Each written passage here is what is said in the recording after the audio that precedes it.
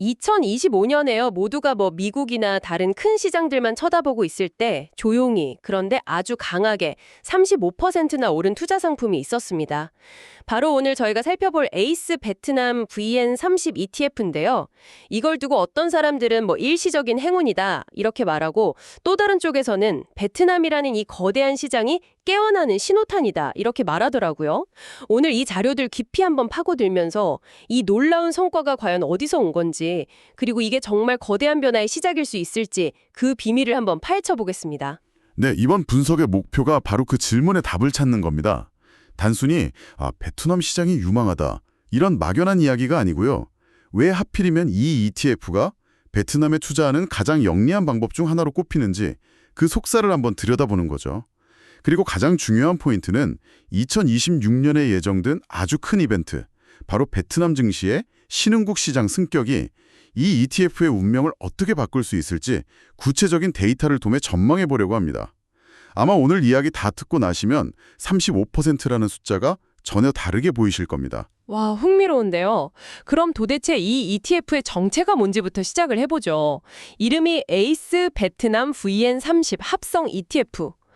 이름이 꽤 복잡하게 들리거든요. 맞아요. 그 이름의 핵심 정보가 사실 다 들어 있습니다. 2016년에 상장이 됐고요. 베트남의 대표 우량주 30개를 모아놓은 VN30 지수를 따라가도록 설계된 상품입니다.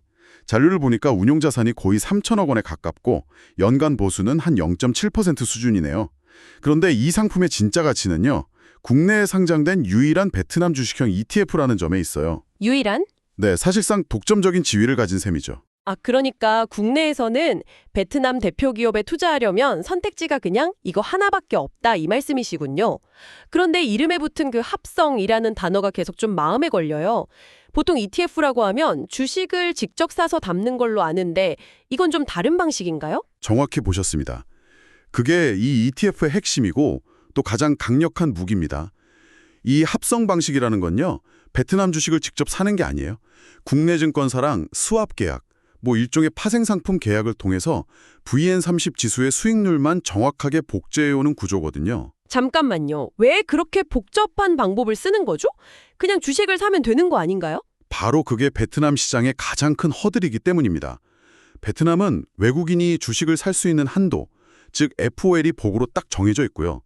또 사고 팔고 싶을 때 바로바로 거래하기가 어려울 만큼 유동성도 낮아요. 네, 그래서 개인 투자자가 직접 VN30에 속한 30개 기업 주식을 전부 규정에 맞춰서 사서 지수를 똑같이 따라간다는 건 거의 불가능에 가깝죠. 아하. 그러니까 결국 이 ETF의 핵심은 베트남의 그 복잡한 금융 규제를 뚫는 기술적인 우회로를 만들었다는 거네요. 개인이 직접 하려면 온갖 서류 작업에 외국인 한도 때문에 막칠 일을 이 합성이라는 구조 하나로 그냥 해결해 버린 거고요. 맞습니다. 뭐랄까, 베트남 시장으로 가는 유일한 고속도로를 낸 셈이에요. 이 구조 덕분에 추적 오차는 최소화하면서 투자자에게는 최고의 접근성을 제공하는 거죠. 이게 바로 다른 상품들이 절대 못 따라오는 이 ETF만의 경제적 해자가 되는 겁니다. 그야말로 베트남 시장의 높은 진입 장벽을 기술로 뛰어넘은 상품이군요. 그럼 이제 2025년으로 시선을 한번 옮겨보죠. 자료를 보니까 정말 드라마틱한 한 해였어요. 연초에 17,000원대까지 떨어졌다가 최고 31,500원까지 갔으니까요. 와, 이건 그야말로 롤러코스터였네요. 네, 그 롤러코스터의 흐름을 따라가 보면 왜 이 ETF가 주목받는지 알 수 있습니다. 시작은 위기였어요. 4월 초에 미국하고 관세 협상이 어떻게 될지 모르는 불확실성 때문에 베트남 증시 전체가 30% 넘게 폭락했습니다. 당연히 ETF 주가도 연중 최저점을 찍었고요. 그런데 불과 2달 뒤인 6월에 분위기가 완전히 바뀌네요. 베트남이 아시아 국가 최초로 미국과 관세 협정을 체결했다. 이 소식이 나옵니다. 그게 결정적인 전환점이었습니다. 시장은 베트남을 포스트 차이나, 그러니까 중국을 대체할 생산 기지로 확실하게 인식하기 시작한 거죠. 그 기대감이 시장을 V자로 반등시켰고 7월에는 외국인 자금이 막 밀려 들어오면서 3년 반 만에 VN 지수가 1,500포인트를 뚫고 신고가를 경신합니다. 그리고 10월 8일 결정타가 터지네요. FTSE 러셀. 여기서 베트남을 프론티어 시장에서 2차 신흥시장으로 승격시킨다고 발표한 날. 이 소식이 모든 걸 바꿔놓은 것 같은데요. 맞습니다. 이게 2025년 스토리의 하이라이트죠. 신흥시정 승격이라는 게요, 그냥 단순히 명예훈장 같은 게 아니에요. 이건 돈의 흐름을 강제로 바꾸는 아주 구조적인 변화를 의미합니다. 돈의 흐름을 강제로 바꾼다니요. 그게 무슨 뜻이죠? 전 세계에는요, FTS의 신흥국 지수를 무조건 그대로 따라가야 하는 수천억 달러 규모의 거대한 패시브 펀드들이 있어요. 이 펀드들은 펀드 매니저의 생각과는 아무 상관이 없습니다. 그냥 지침에 따라서 기계적으로 돈을 넣고 빼야 하거든요. 2026년 9월에 베트남이 이 지수에 정식으로 편입이 되면 이 펀드들은 자신들의 의지와는 전혀 상관없이 포트폴리오에 베트남 주식을 반드시 담아야만 하는 거죠. 와, 그건 정말 놀랍네요. 그러니까 펀드 매니저의 분석이나 판단과 상관없이 그냥 규칙 때문에 수조 원의 돈이 자동으로 베트남 시장에 들어온다는 거잖아요. 이건 거의 보장된 수요라고 봐도 되겠는데요? 정확한 표현입니다. 보장된 수요죠. 자료에 따르면 이로 인해서 유입될 걸로 예상되는 자금 규모가 약 50억에서 60억 달러, 우리 돈으로 한 6조에서 7조 원에 달합니다. 2025년의 주가 급등은 바로 이 거대한 자금 유입을 시장이 미리 내다보고 가격을 끌어올린 일종의 기대감 선반영의 결과라고 할 수 있습니다. 그렇다면 그 6, 7조 원의 돈이 흘러들어올 바구니, 즉 이 ETF가 담고 있는 기업들이 그 돈을 감장할 만큼 튼튼한지가 이제 중요해지겠네요.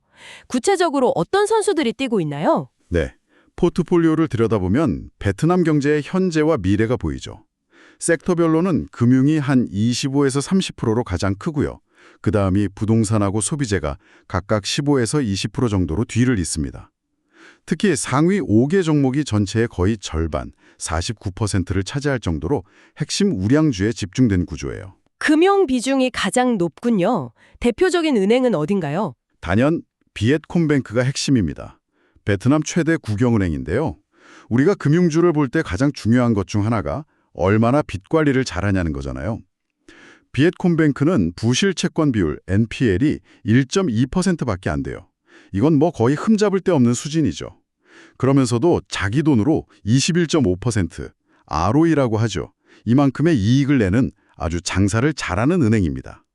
베트남 금융 시스템의 안정성을 상징하는 기업이라고 할 수 있어요. 부동산 섹터도 비중이 상당하던데 요즘 부동산 시장이 안 좋다는 이야기가 많지 않았나요? 맞아요. 그 리스크 때문에 더 자세히 봐야 합니다.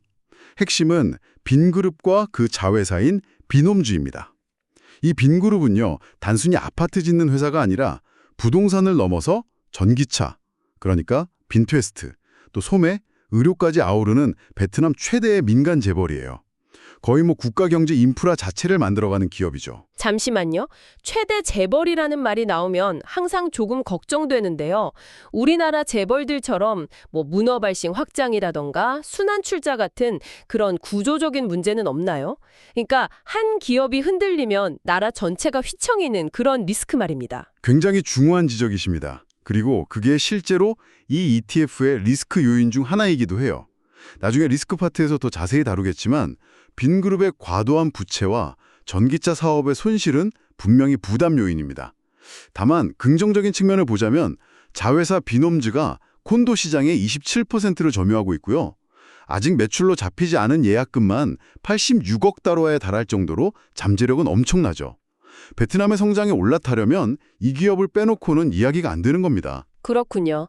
리스크와 기회가 공존하는 기업이네요.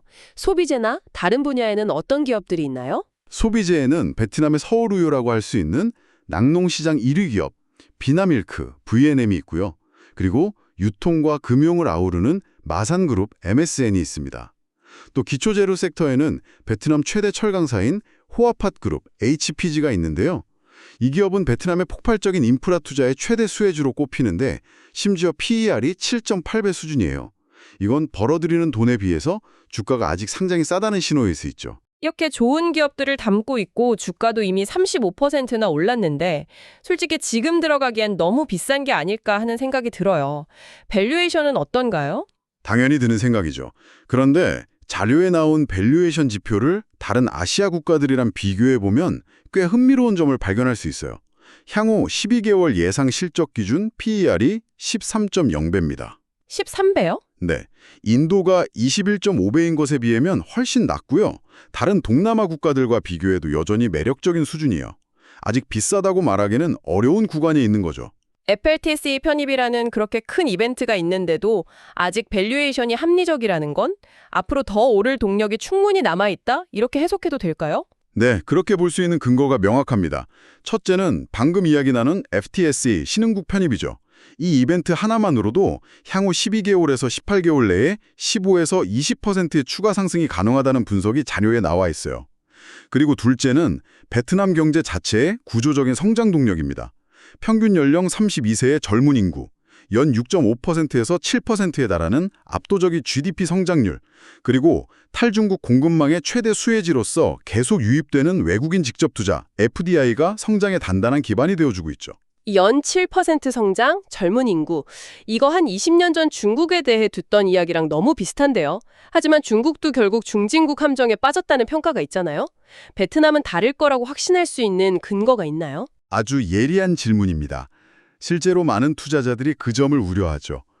자료에서는 두 가지 차이점을 짚고 있어요.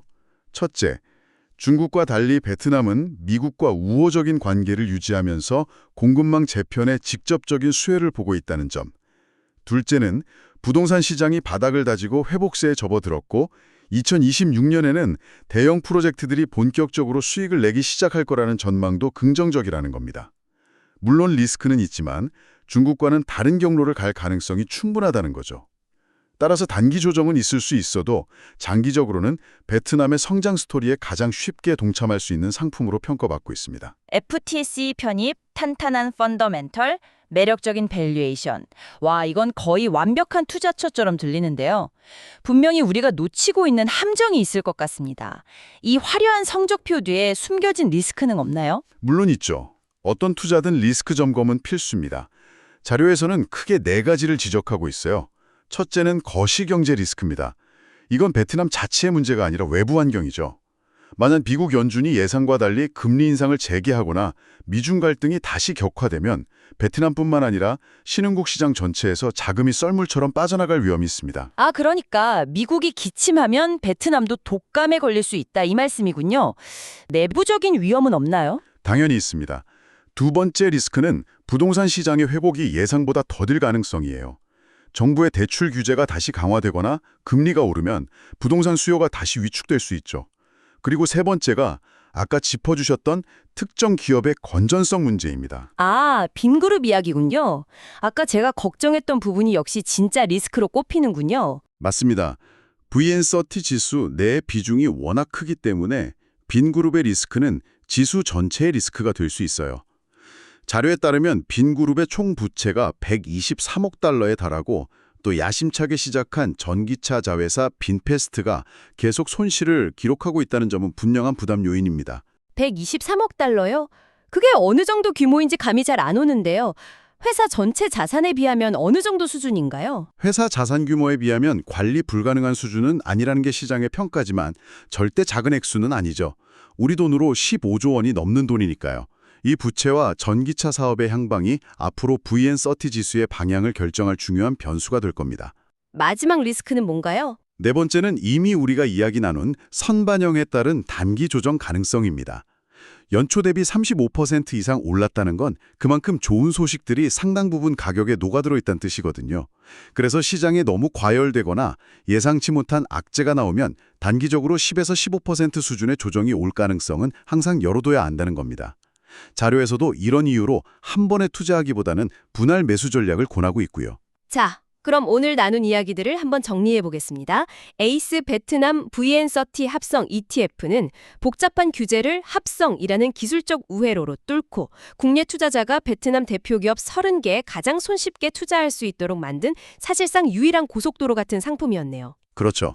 2025년에 그 인상적인 성과는 베트남 경제 자체의 튼튼한 체력, 그리고 2026년 9월 FTSE 신흥시정 편입이라는 6에서 7조 원의 보장된 수요를 만들어낼 강력한 이벤트가 결합된 결과였고요. 포트폴리오를 들여다보니까 비엣콤뱅크나 호아팟그룹처럼 각 분야의 챔피언 기업들이 자리 잡고 있었고 밸류에이션도 다른 신흥국에 비해서 여전히 매력적인 수준으로 평가됐습니다. 다만 빈그룹이라는 특정 대기업에 대한 높은 의존도 그리고 글로벌 경제 상황이라는 변수는 반드시 염두에 두어야 할 리스크였고요. 그래서 오늘 분석의 가장 중요한 결론은 이것 같습니다. 이 ETF는 단순히 경기가 좋고 나쁨에 따라 움직이는 상품이 아니라 신흥시장 편입이라는 제도적이고 구조적인 상진 동력을 엔진으로 달고 있다는 점입니다. 이건 베트남 경제의 펀더멘털과는 또 다른 차원의 강력한 촉매제죠. 따라서 장기적인 관점에서 베트남의 성장에 투자하고 싶다면 단기 조정을 이용해서 분할 매수로 접근하는 전략이 유효해 보인다는 게 자료들의 공통된 시각입니다. 마지막으로 이 분석을 바탕으로 한 가지 더 깊이 생각해볼 질문을 던져드리고 싶습니다. 오늘 우리는 FTSE 같은 글로벌 지수 제공기관이 한 국가의 시장 등급을 바꾸는 결정이 얼마나 거대한 자본의 흐름을 만들어내는지 확인했습니다. 그렇다면 한번 생각해보시죠. 때로는 개별 기업의 실적이나 펀더멘털과 무관하게 이러한 제도적 구조 자체가 특정 시장의 가치를 결정하고 움직이는 보이지 않는 손으로 작용하고 있는 것은 아닐까요? 이 구조가 전 세계 투자 지도를 어떻게 그려나가고 있는지 말입니다.